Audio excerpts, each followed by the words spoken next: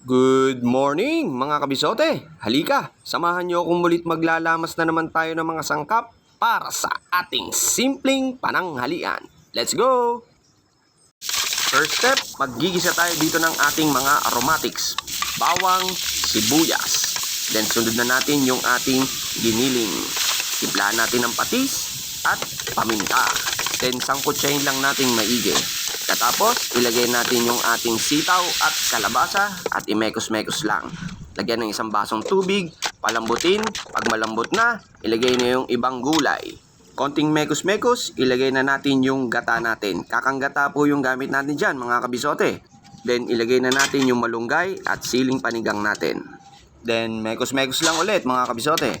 Wait, there's more. May papartner po tayo dito sa ating gulay. Yan. Meron tayo ditong dilis. Yun, no? Tutustahin lang natin siya, mga kabisote. Ayan, para crunchy. Then, plating na tayo dito. Habang nagpe-plating, shoutout muna tayo sa mga followers natin. Shoutout kay Christine Bernabe, Ablasca, kay Ivan Ray, Edith Pasha, Chris Dare, Benson Malyari, at kay Wilfred Escalona ng Dubai.